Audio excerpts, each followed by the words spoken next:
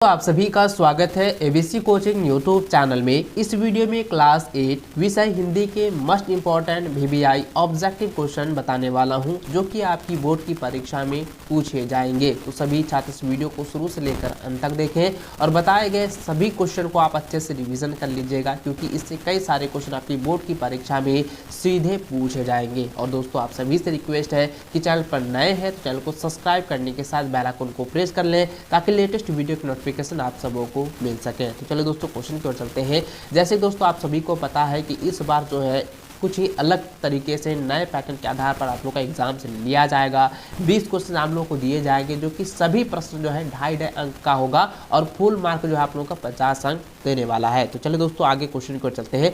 देखिए दोस्तों, सबसे पहला क्वेश्चन आप यहाँ पर देखें तो ये जो है एक गद्यांश है, ठीक है। इसको आप लोगों को अच्छे से पढ़ लेना है।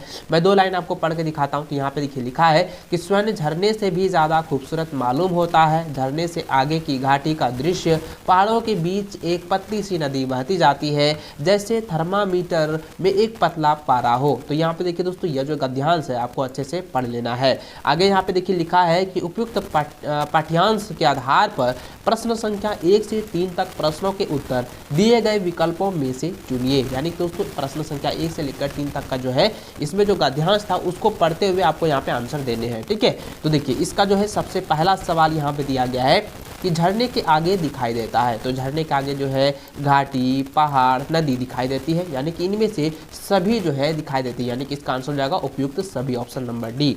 अगला क्वेश्चन देखिए, लिखा है कि नदी को कौन ललकार रहा है। तो नदी को कौन ललकार रहा है, हमने जो है गद्यांश में पढ़ा है, नदी को जो है पहाड़ जो है ललकार रहा है। तो ऑप्शन नंबर 20 का सही आंसर होगा।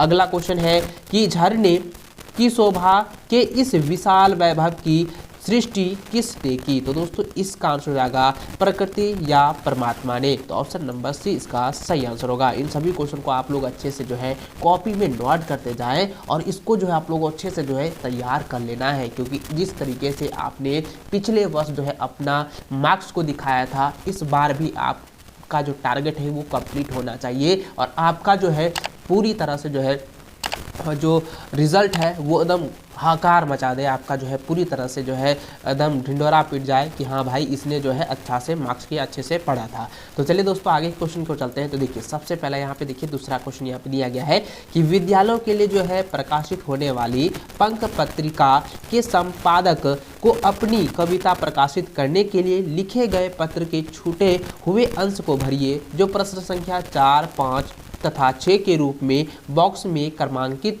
है। जैसे कि यहाँ पे देख पा रहे हैं, यहाँ पे देखिए कोई जो है एक संपादक महोदय को जो है आपको एक छोटी सी जो है पत्र लिखना है और जहाँ पे कॉलम खाली है वहाँ पे आपको भरना है, ठीक है। जैसे कि यहाँ पे दिया गया है, तो यहाँ पे लिखा है सेवा में संपादक महोदय, पंख राज्य परियोजना परिषद झारखंड, विषय कविता प्रकाशन हेतु। तो सबसे पहले आप देखिए यहाँ पे चौथा नंबर दिया है, तो यहाँ पे आपको क्या भरनी है। तो यहाँ पे देखिए इसका यहाँ पे ऑप्शन दिया हुआ है, तो इसको यहाँ पे भरना है। तो सबसे पहले तो क्या हो जाएगा, महाशय या महोदय भर सकते हैं। तो ऑप्शन नंबर 20 का हो जाएगा, ठीक है। चलिए अगला यहाँ पे देखिए दोस्तों, यहाँ पे क्या लिखा है। तो यहाँ पे लिखे महाशय या महोदय, मैं अपनी प्रतिष्ठ पत्रिका पंख का, यहाँ पे पंख वाला था ना, तो हाँ लिखेंगे यहाँ पे क्या हो जाएगा, यहाँ पे हो जाएगा पंख। पंख का कई वर्षों का पाठक हूँ। मैं इस पत्रिका में प्रकाशन हेतु अपनी कविता नन्ही चिड़िया भेज रहा हूँ। यह मेरी मौलिक रचना, तो यहाँ पे छठा में क्या हो जाएगा, ये हो जाएगा मौलिक, ठीक है। आपको यहाँ पे क्या लिखना है, मौलिक रचना है और अन्यत्र प्रकाशित नहीं हुई है। इसे सत्यापित करने के लिए मेरे हिंदी अध्यापक का प्रमाण पत्र संकलन है। आशा है कि आप यथाशीघ्र मेरी कविता को अपनी पत्रिका में प्रकाशित करेंगे। धन्यवाद, विश्वास भाजन, आदित्य सिन्हा, कक्षा 8, राजकीय मध्य विद्यालय रांची। तो आप देख पा रहे हैं यहाँ पे संकलन में लिखना है कविता नन्ही चिड़िया और दूसरा देना है कि हिंदी अध्यापक का प्रमाण पत्र। इस तरीके से जो है ये आपका लेटर जो है कंप्लीट हो चुका है। चलिए आगे बढ़ते हैं। तो देखिए इसका जो है यहाँ पे मैंने जो है 4, 5, 6 का जो है आंसर दे दिया है।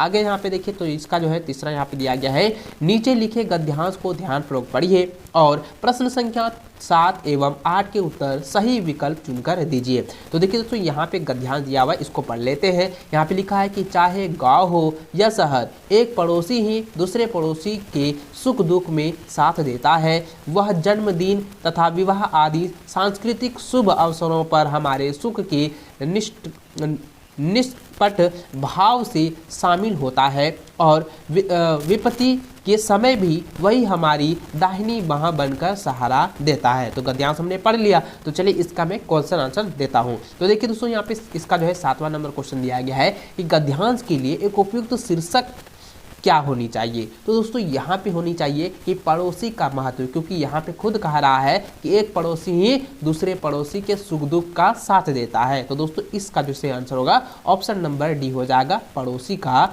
महत्व।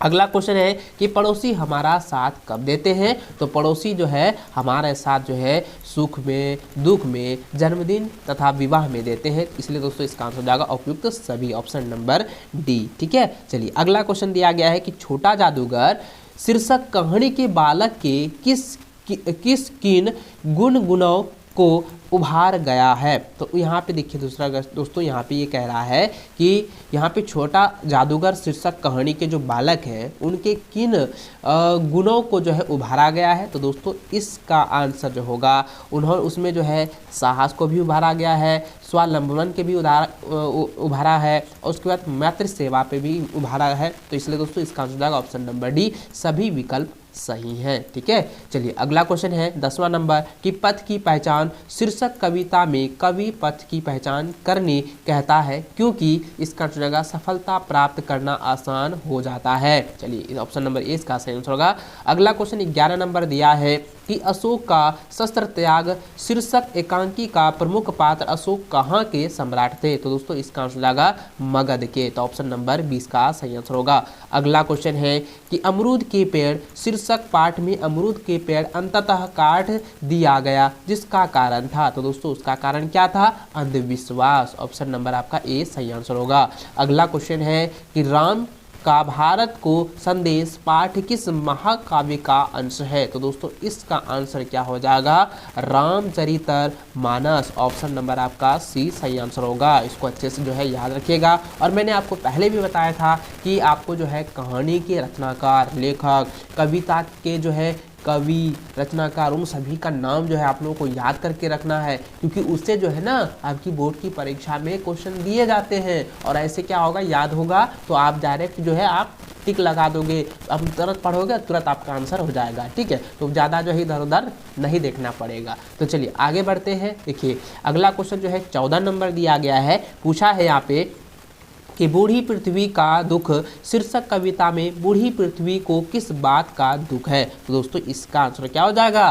प्रकृति का दोहन, क्योंकि आज के समय में प्रकृति का काफ़ी ज़्यादा दोहन हो रहा है, प्रकृति जो है काफ़ी ज़्यादा प्रदूषण हो रहा है। तो यहाँ पे क्या हो जाएगा? ए और बी जो है दोनों सही आंसर हो जाएंगे। तो इसलिए इसका आंसर होगा ऑप्शन नंबर सी हो जाएगा, विकल्प ए और बी दोनों। अगला क्वेश्चन देखिए 15 नंबर दिया है कि अपराजिता शीर्षक पाठ में अपराजिता कौन है। तो अपराजिता कौन है? डॉक्टर चंद्रा है। तो ऑप्शन नंबर 20 का सही आंसर होगा। ठीक है, देखो मेरे प्यारे बच्चों, मैंने जिस तरीके से आपको अच्छे से समझा कर अच्छे से आपको बताया है, अच्छे से आप लोगों को मेरी है गारंटी है कि आप अच्छे से आप मेहनत करोगे तो आपका भी नंबर बहुत ही अच्छा होगा और आप पूरे राज्य में एकदम टॉप पे रहोगे। तो चलिए आगे बढ़ते हैं। 16 नंबर देखिए यहाँ पे क्वेश्चन दिया गया है, कह रहा है कि भीगी बिल्ली बनना मुहावरे का अर्थ है। तो दोस्तों भीगी बिल्ली का मतलब क्या होता है? डर जाना। तो ऑप्शन नंबर आपका ए जो है सही आंसर होगा। अगला क्वेश्चन देखिए 17 नंबर दिया है कि परोपकार का संधि विच्छेद क्या है। तो परोपकार का संधि विच्छेद मैंने आपको बताया था।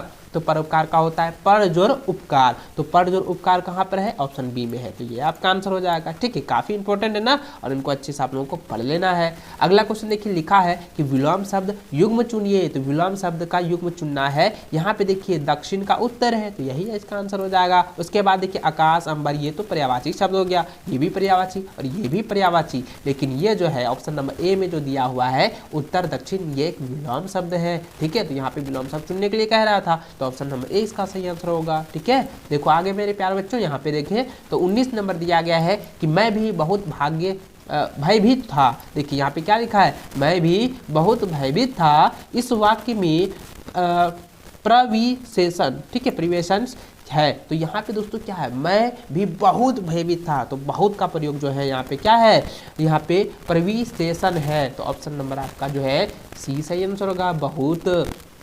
अगला है विष शब्द का पर्यायवाची शब्द नहीं है, यानी कि विष, विष मतलब जहर, जहर का जो है पर्यायवाची शब्द नहीं है। तो देखिए विष का पर्यायवाची शब्द होता है जहर होता है, गरल होता है, हलाहल होता है, लेकिन अमी होता है नहीं होता है। इसलिए दोस्तों इसका आंसर क्या हो जाएगा, अमी हो जाएगा, क्योंकि यहाँ पे विष का पर्यायवाची शब्द नहीं है वो कह रहा था। तो इसलिए दोस्तों अमी, और इसका ऑप्शन नंबर डी है सही आंसर होगा। दोस्तों इसी तरह से जो है आपकी बोर्ड की परीक्षा में 20 क्वेश्चन दिए जाएंगे और 20 क्वेश्चन को आप लोगों को अच्छे से तैयार करना है। इसी में आपको जो है 50 नंबर दिए जाएंगे। प्रत्येक सवाल जो है आपका 2.5 अंक का रहेगा। और दोस्तों वीडियो अच्छे लगे तो वीडियो को लाइक अपने दोस्तों के साथ शेयर करेंगे। चैनल पर नए हैं तो चैनल को सब्सक्राइब कर लेना, ताकि इसी प्रकार से जो है आप लोगों को वीडियो मिल सके और आप अपनी बोर्ड एग्जाम की तैयारी जबरदस्त तरीके से कर सकें। तो चलिए दोस्तों मिलते हैं नेक्स्ट वीडियो के साथ। जय हिंद, वंदे मातरम।